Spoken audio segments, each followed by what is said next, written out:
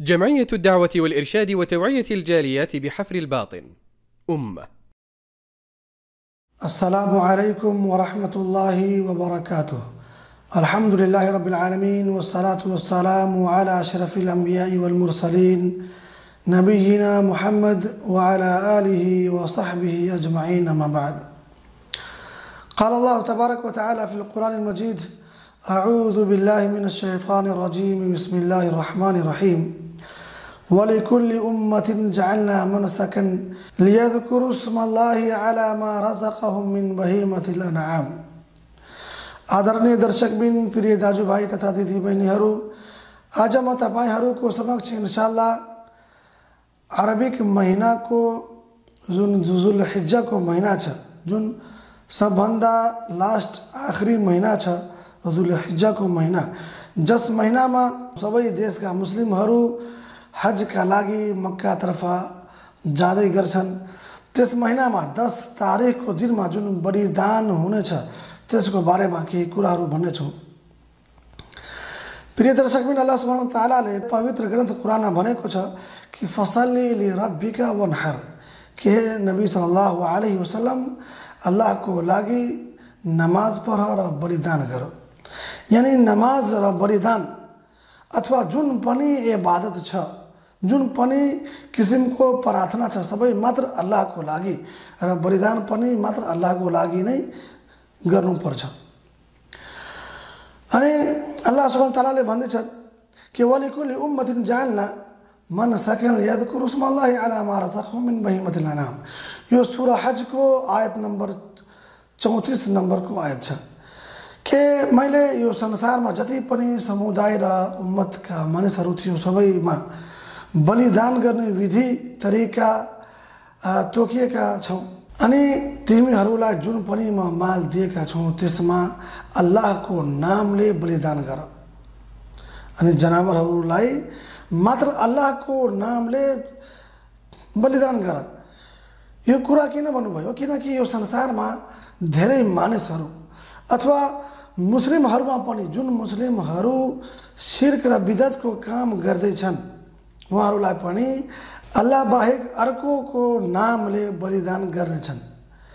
अथवा कुनै मानिस पनि, यदि कुनै मानिस पनि अल्लाह बाहेक कुनै पीर फकीर, कुनै दूत, कुनै देवी र कुनै भगवान अथवा कुनै पनि मानिसको नामले बलिदान गर्नेछ भने त्यसको बलिदान पनि स्वीकार हुनेवाला छैन अनि त्यसमाथि धेरै ठुलो पाप हुनेछ।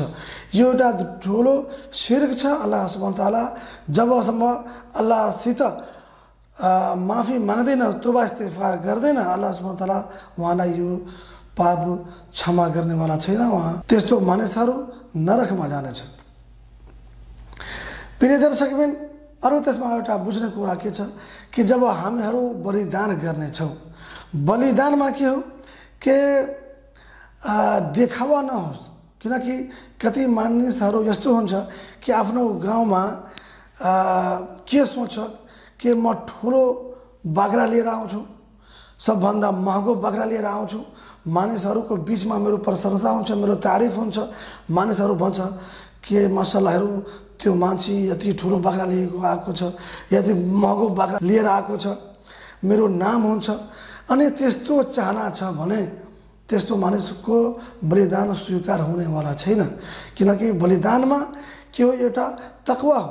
अनि मात्र तकवाको लागि, मात्र सदाचारी बन्नका लागि, अल्लाहको राजी खुसीको लागि, त्यसको प्रशंसाको लागि नै बलिदान गर्नु पर्यो। अल्लाह सुब्हानहु व तआलाले के भन्दैछ के लन यनाल अल्लाह लुहुमुहा वला दिमाउहा वलाकिन यनालुहु तक़वा मिनकुम। यो सूरा हज को आयत नम्बर 37 को आयत हो के तिमीहरू जुन बलिदान गर्नेछौ त्यसमा न त अल्लाह निर त्यसको रगत पुग्नेछ, न त अल्लाह निर त्यसको मासु पुग्नेछ। अल्लाह निर जुन पुग्नेछ त्यो के हो? तिम्रो तकवा हो, तिम्रो परहेजगारी हो। अनि तिमी अल्लाहको लागि कति तिम्रो मनमा त्यसको चाहना र त्यसको खुसी छ त्यो नै मात्रै पुग्नेछ। प्रिय दर्शकबिन, जुलहिज्जाको बारेमा, बलिदानको बारेमा अनि कुन टाइममा गर्ने, कसरी गर्ने त्यसको बारेमा जुन हदिस छ के अनिल बराई रज़ियल्लाहु अन्हु क़ाल क़ाल नबी सल्लल्लाहु अलैहि वसल्लम إن أول ما نبدأ به في يومنا هذا أن نصلي ثم نرجع فننحر من فعله فقد أصاب سنتنا ومن ذبح قبله فإنما هو لحم قدمه لأهله ليس من النسك في شيء। यो सही बुखारी को 5545 नंबर को हदीस छ। यसको रावी बरा रज़ियल्लाहु अन्हु छ भन्नुभयो कि अल्लाहको नबी सल्लल्लाहु अलैहि वसल्लम को भनाइ छ कि यो दिनमा सबभन्दा पहिलो म अल्लाहसित प्रार्थना गर्नेछु, नमाज पढ्नेछु, नमाज पढेपछि वहाँबाट फर्केपछि नै म बलिदान गर्नेछु। अनि जुन मानिस पनि यस्तो गर्छ उहाँले मेरो सुन्नतको पालना गर्नेछ।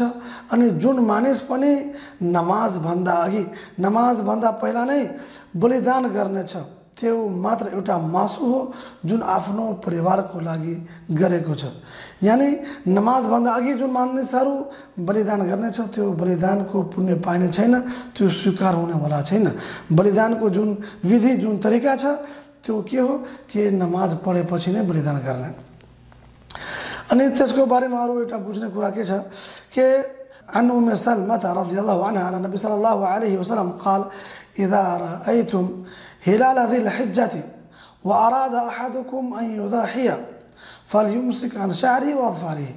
यो सही मुस्लिम शरीफ को 5119 नंबर को हदीस हो कि उम्मे सलमा रज़ियल्लाहु ताला अन्हा को भनाइ छ कि अल्लाहको नबी सल्लल्लाहु अलैहि वसल्लमले भन्नुभयो कि जब तिमीहरू दुलहिज्जा महिनाको चन्द्रमा हेर्छौ अनि तिमीहरूमा जुन मानिसलाई बलिदान गर्ने चाहना छ उहाँहरूलाई आफ्नो शरीरका कपालहरू अथवा नङहरू काट्नु हुँदैन। अनि जुन मानिसलाई यो चाहना छ बलिदान गर्ने उहाँहरूलाई यो महिनाको चन्द्रमा हेरेपछि यानी पहिला तारिखदेखि नै 10 तारिखसम्म बलिदान गर्ने टाइमसम्म आफ्नो कपाल र नङहरू नकाट्ने। प्रिय दर्शकबिन यसमा अरू बुझ्ने कुरा के छ कि बलिदान कुन जनावरलाई गर्ने त्यसको बारेमा अल्लाह सुब्हानहु तआलाले के भनेको छ कुरानमा कि समानियत अजवाज त्यो 8 वटा जोडा छ। के हो कि मिनल ज़अनिस नैनी व मिनल माज़िस नैन।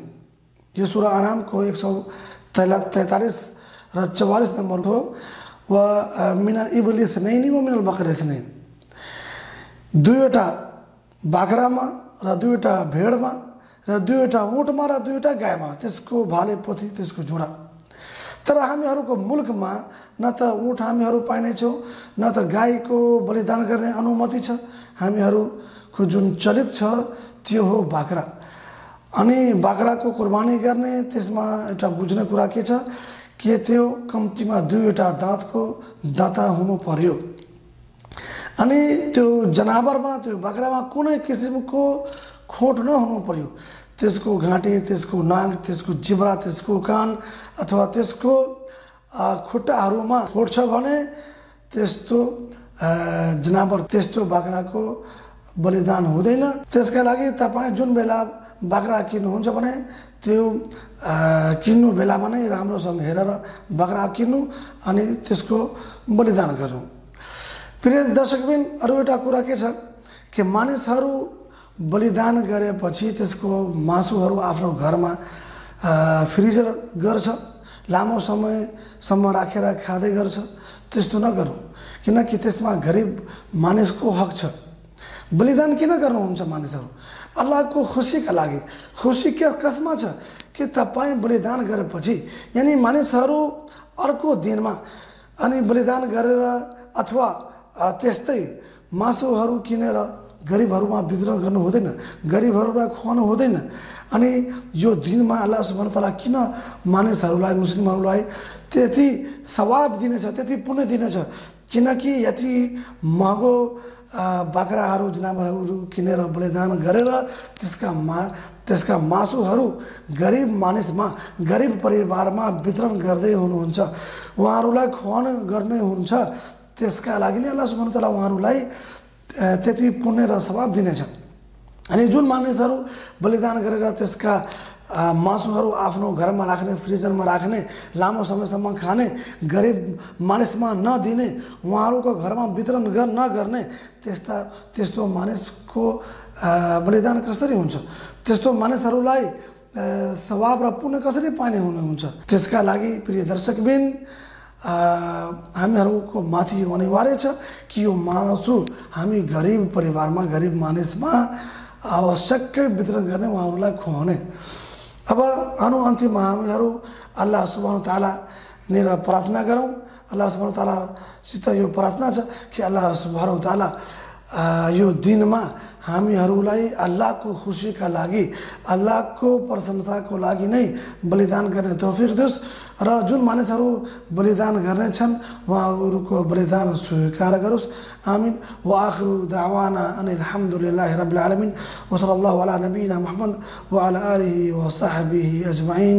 वस्सलामु अलैकुम व रहमतुल्लाहि व बरकातुहू।